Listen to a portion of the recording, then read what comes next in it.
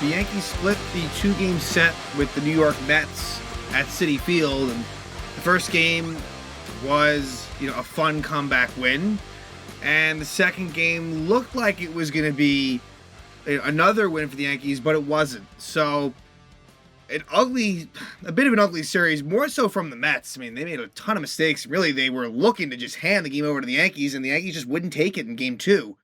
And the Yankees went 1 for 15 with runners in scoring position in the second game. So it's a split, and that's kind of what the Yankees have been doing lately. Since Judge went down, it's kind of win 1, lose 1, basically. And so now the Yankees are 39-30. And so, they're treading water, which is fine, depending on kind of what you're hoping for. It's okay. We still don't really know anything with Judge. There's really no new news there.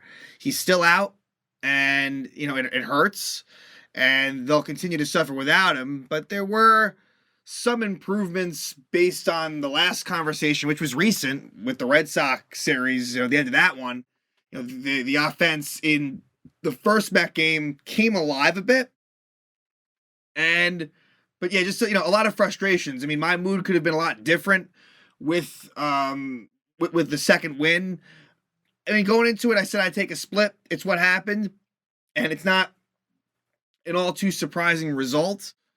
But we'll see what happens now with the Yankees going to Fenway this weekend to take on the Red Sox. And it sounds as if Harrison Bader will be back, and that'll be a welcome return.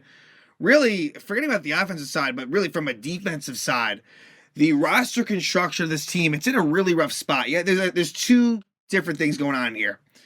First, the outfield, I actually don't dislike what a lot of those guys are doing offensively, comparison, to what their expectations are. The problem is, it's just defensive liabilities all over the place, namely Jake Bauers, who is out there, whereas Willie Calhoun, they don't even trust him to play in the outfield, and I understand that. And Giancarlo Stanton, similar situation, more for health reasons why he's not out there. But Jake Bauers doesn't belong out there either. He is a liability in the outfield, and so getting Bader back in there could provide you with some semblance of a semi-normal outfield. Not even all that normal, but somewhat so, right? But even that has, some shades of gray in it as well. So I'm just not sure what we'll see there. And that could lead to some interesting roster decisions. I'll say that right out front is what's going to happen. So Bader comes back. My hunch would be that Oswaldo is sent down, but not necessarily. He does provide a little bit of a different skill set just in terms of his versatility, a little bit of speed. He is a switch hitter. Again, he's been nothing spectacular at all, and he had already been sent down. But I just think of a guy like Willie Calhoun, where he's in a tough spot on this team with Stanton coming back. It puts Calhoun in a situation where there's just not a whole lot of playing time. Now you throw Bader into the mix, and it's just hard to see him getting in there. But now it also kind of hurts Jake Bauers, too. And where will he fit in? And so and my sense is that they organizationally like Bauers more than Calhoun. Not by that much. To me, the decision here is to send Cabrera down and make the rest work. I think you can do that. For now, again, if they stay healthy and then, let's say Judge comes back, then you have a really tough decision on your hands. But I think Oswaldo is probably the sensible guy that gets sent down, but I wouldn't say that's a slam dunk. So there's that part of it, and that's a weird sort of clutter of just nonsense in terms of not having natural outfielders out there. Billy McKinney, I think, should stay out there for many, many reasons. I continue to like what I've seen out of McKinney, really more so than if I had to compare McKinney, Calhoun, and Bauers. McKinney, for me, has really been the guy of the three. I like what I'm seeing. But then you also have the infield situation. And that is a situation where those are more name players, more better known, star. That's not the right word, because they're not, in my opinion, star players that are underperforming like crazy. So it's with the outfield, that's more of a defensive issue and sort of overachieving offensively. But then you have all these other guys. Anthony Rizzo he broke the hitless streak, but he continues to look lost. So there's him. There's Glaber, who, he's probably been the most consistent at the plate lately, but continues to make just absolute brain dead plays. And that occurred again here. And this was maybe less of a mental lapse, more of just a bad defensive play. But there's that. There's Josh Donaldson, who just isn't really doing all that much. Yeah, he's running into homers. Yeah, he provides good defense when needed, but just not doing a whole lot. And DJ LeMahieu, where, again, some signs of improvement in this series, but still ultimately he's in the 230s. So there's a logjam there and not a whole lot of inspiring play. And that leads you to Anthony Volpe, where here in these two games, it was better. It was better, but it's completely inconsistent. And I don't know if he's going to win you more games than he's going to lose you. That's just what I think. I don't know if Volpe's going to be that guy that you can fully depend on. I'll say this. The defense has been better for Volpe lately, so he's cleaned that up a bit, which is nice. But the offense, it can be a bit of a trick in terms of watching it. And it's not fair because in these two games, it was better. But a lot of work to be done. Let's jump right into it. With these two games, Luis Severino's struggles continue.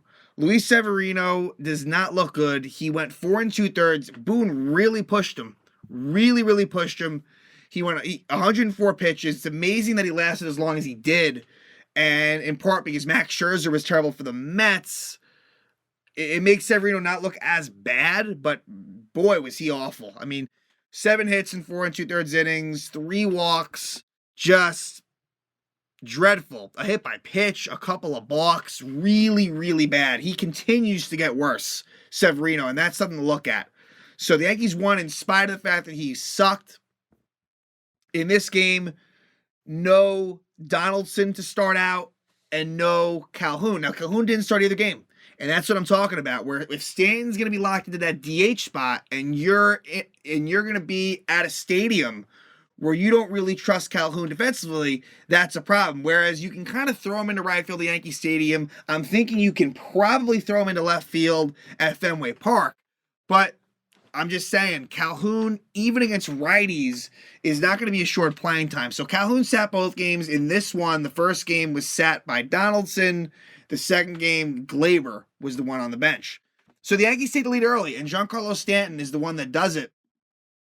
And he has had a lot of career success, especially from a home run standpoint at Citi Field. You know, being on the Marlins for so long, and even in his Yankee career, you know, there's been a lot of memorable homers for Giancarlo. So he didn't really do a whole lot else besides this home run in the series, but he gets it started and he makes it 1-0 Yanks. Then bottom of the first, Severino says, "All right, I fucked up." Severino said, "All right, Max, you fucked up. Now I'm going to fuck up as well." And he gives up a home run to Brandon Nimmo to make it 1-1. And to make matters worse, it's an RBI single for Brett Baty before the inning was out. So that makes it 2-1 right there. And it would not get any better for Severino, as in the second, there's a balk that advances runners to second and third. And with 2 out, it's a 2-run single for Jeff McNeil. So McNeil gives the Mets a 4-1 lead, and we go to the bottom of the third, where Glaber makes another mistake. What could have been a double play ball and what could have ended the inning eventually leads to a run. It didn't on that play, but eventually Mark Canha gets an RBI ground out and makes it 5-1. That inning probably should have been over, but again, Gleyber Torres continues to make mistakes. We go to the top of the fourth, and this was the Yankee inning of this 2-game set offensively.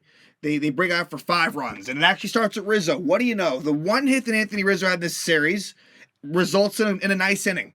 And DJ LeMahieu hits a 2-run homer. So LeMahieu off of Scherzer, 7th homer of the year, makes it 5-3. And then eventually you get a first and third 1-out spot for Volpe, and he doubles down the line. So that scores Connor Falefa. Higashioka goes to third, and then it's a situation for Jake Bauers. And I'll say this about Jake Bauers. As much as the defense has been bad, there's been some offensive bright spots. I still think he strikes out a lot. I still don't trust him that much, but he's had some big hits, and he gets a sort of a dunker. It was spotted well, good placement. A 2-run single for Jake Bauers makes it 6-5 Yankees. So just like that, they take the lead, and Scherzer's out. So Scherzer only goes 3 1/3. And I think he only had 2 strikeouts. Max Scherzer looked hittable, and the Yankees got to him. So Dominic Leone comes in for the Mets, and Leone really, unfortunately for the Yankees, pitched pretty well in both games, and that really did kind of cost the Yankees in game two. So after a scoreless fourth for Severino, Boone keeps on pushing him, and so it's confusing where he pushed Severino, and I guess the bullpen ended up being a lot more taxed than we thought. And we'll talk about that more in game two, and it's very frustrating, but Severino's unable to kind of get the job done, even though I don't even think he should have been in this position. Severino gives out a 2-out RBI single to Luis Guillorme, makes it 6-6, so he does not finish the fifth. Marinaccio comes on and finishes the inning. We go to the top of the sixth, and the Yankees do take that lead right back. The lefty Josh Walker comes on, gives up a leadoff infield single to McKinney. He goes to second on a wild pitch, and then after a Higashioka strikeout, Anthony Volpe gets a double. It really should have been ruled an error on Brandon Nimmo. Nimmo should have made this play. It's ruled a double. It makes it second and third, and they pinch hit Donaldson for Jake Bauers.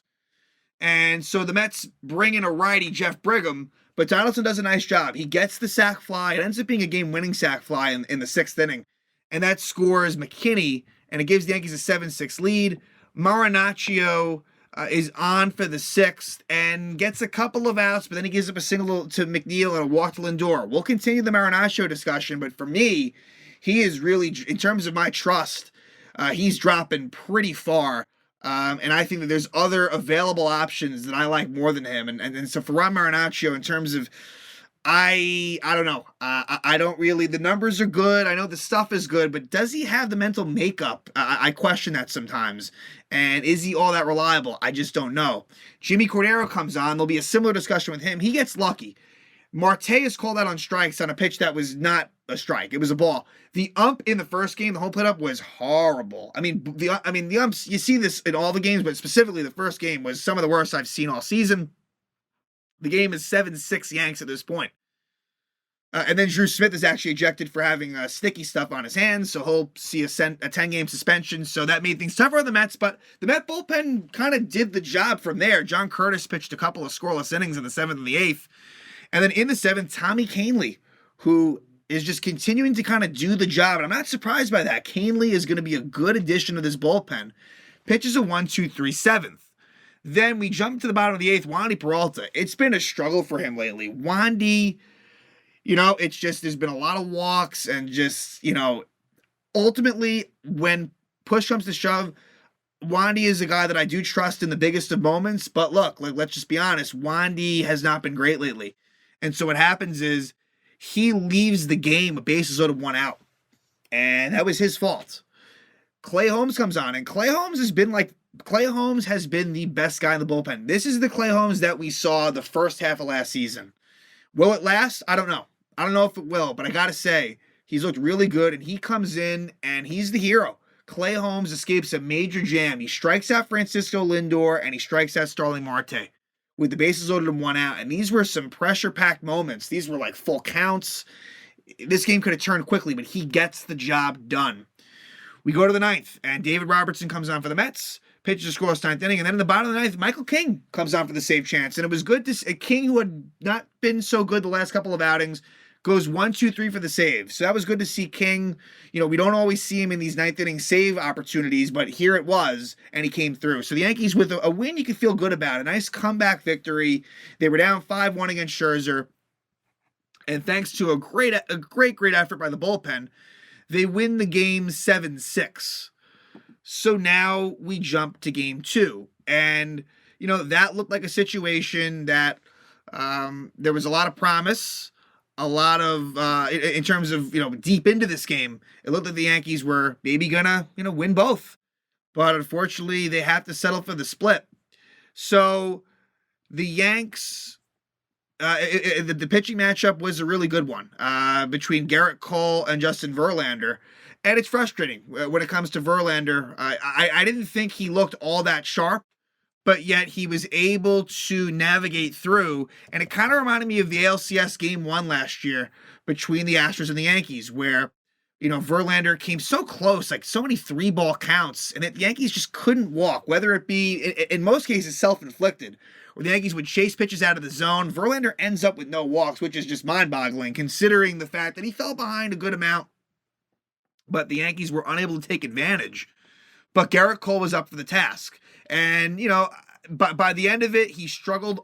Like, the Mets were starting to get to him a bit, but overall, a very, very good outing for Gerrit Cole, as he goes 6 innings and only gives up 1 run. He had no walks and 8 strikeouts, so it was good stuff from Cole.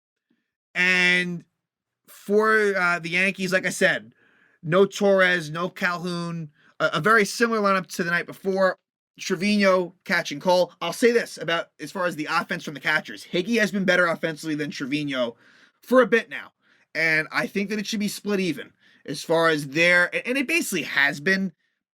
And it really depends on what the pitcher prefers, right? So we know Cole prefers Trevino. We've seen Higgy catch Herman a good amount, I feel like. And for the other pitchers, it kind of depends. I don't know if there's a trend. I feel like with Severino, it could go either way. I mean, I know we've seen a lot of Higgy with Sevy, but I'm pretty sure we've also seen Trevino. So, yeah. In this one, this was, definitely way more of a pitcher's duel. Much, much more. And it was scoreless for a while. Cole was actually perfect was he perfect through 4? I think he might have been perfect through 4 innings, Gerrit Cole. And, the Yankees had chances. The Yankees were 1 for 15 runners in scoring position in this game. That's how you lose. That's losing baseball, going 1 for 15. And the Mets made mistake after mistake after mistake in this game. They looked sloppy. They looked ready to lose. And the Yankees just would not let that happen. They wouldn't. So, bottom of the 4th. No, sorry. He had a perfect game right through the 4th. And then Francisco Lindor had a leadoff double in the 5th. And then that's when things kind of got away from Cole a little bit. And you think he's about to get out of it, but then Tommy Pham gets an RBI double. And this is a play where a normal right fielder maybe makes the play. Aaron Judge maybe makes the play where Jake Bauers, it's just a struggle out there. Not to say it wasn't hit hard. Pham got into it. So that's a bad job by Cole in that sense, but he certainly wasn't helped by his defense. 6th inning, Jose Trevino comes around. And Trevino, who earlier in the game couldn't get the runner over to third, here he gets a leadoff double. Volpe does get the runner over with a line out to right. And then Jake Bauers with an RBI single. So the one hit with runners in scoring position was Jake Bauers.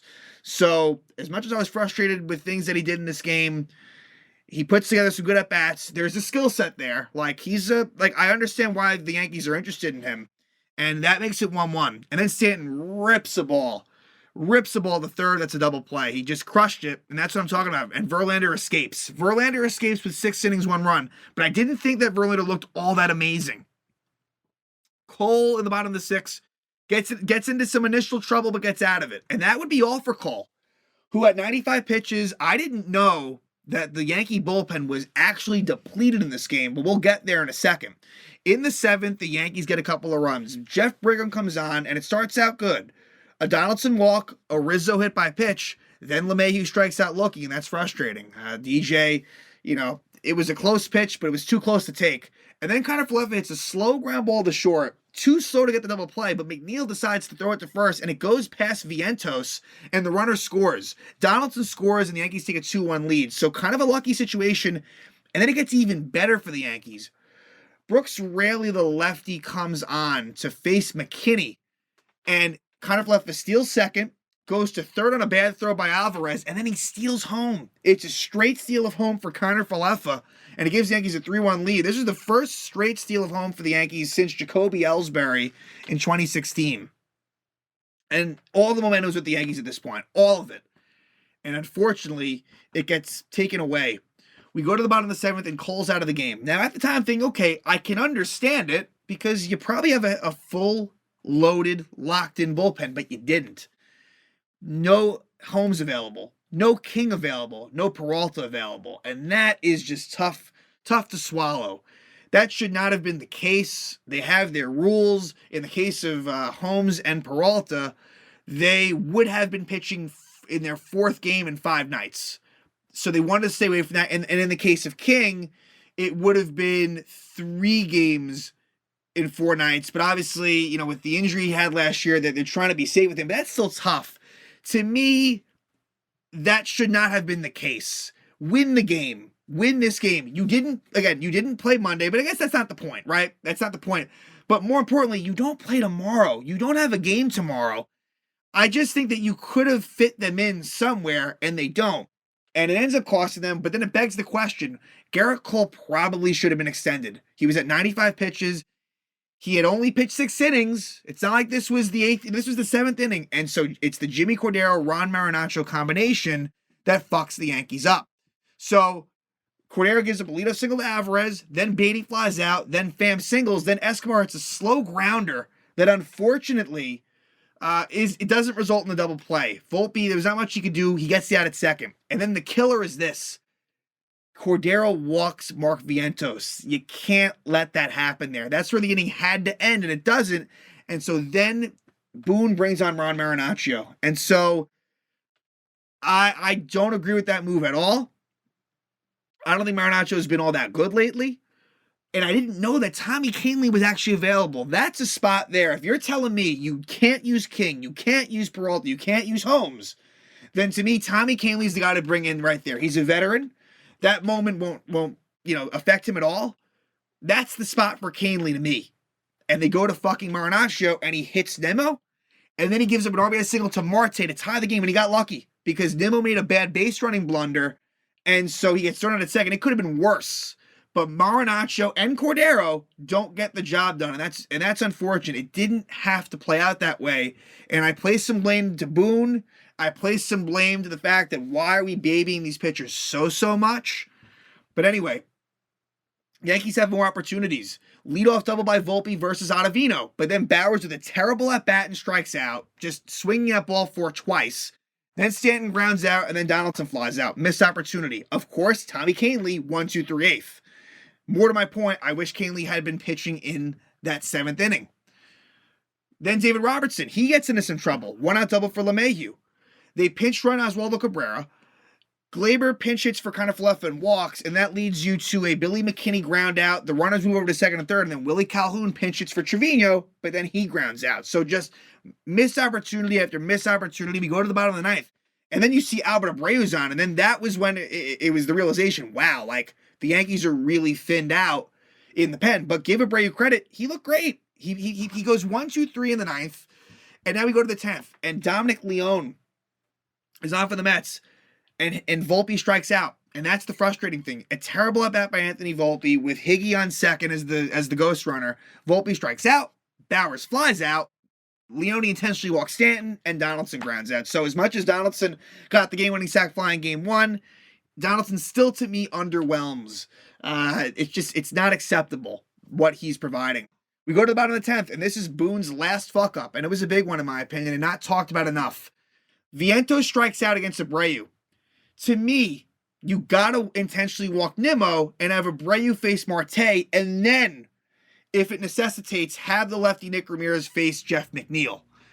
Instead, he brings in the lefty Ramirez to face the lefty Nimmo, but Nimmo's good against lefties. And to me, you want to avoid Nimmo at all costs, and his run means absolutely nothing. Totally botched. And of course, Nimmo gets the walk-off RBI double, which Jake Bowers played horrifically. A normal right fielder, I think, has a chance at making that play. It was up there for a while. He was totally lost, and it was a bad job by Boone managerial-wise. I feel like he's not going to get... And look, I like to think I'm fair when it comes to Boone. Sometimes, I remember a few weeks ago when he got absolutely ripped when he did nothing wrong. I forget when that was, but it was the right decision. This, I think... There was a lot of fuck-ups here, and things that could have gone differently. And I don't think he got the criticism he deserved in certain places. But the Yankees lose a tough one, 4-3. And so what could have been, and again, look, it depends how you look at it, right? The Yankees could have theoretically lost both, I guess, because the Mets are thinking, damn, we should have won the first game. So in some ways, I guess it kind of evens itself out. The Yankees split the series with the Mets. They are 39-30, the Yankees are. And so now... the Yanks are headed to Boston to take on the Red Sox. And let's talk about the pitching matchups. So in Boston, it'll be Domingo Germán versus Tanner Houck, which is a rematch of Game 2 of the series at Yankee Stadium, won by the Yankees. The second game of this series will be a rematch of Sunday Night Baseball, which was Clark Schmidt versus Brian Bayo. And then the third game, which will be Sunday Night Baseball, will be Luis Severino, who has, like I said, struggled big time, against former Yankee James Paxton, who has come back from injury and looked really good for the Red Sox. So that to me, in that game, that's advantage Boston. Whereas look at the first two games and we saw how close it was. That could go either way. Game 3, the way things look right now, that's advantage Red Sox.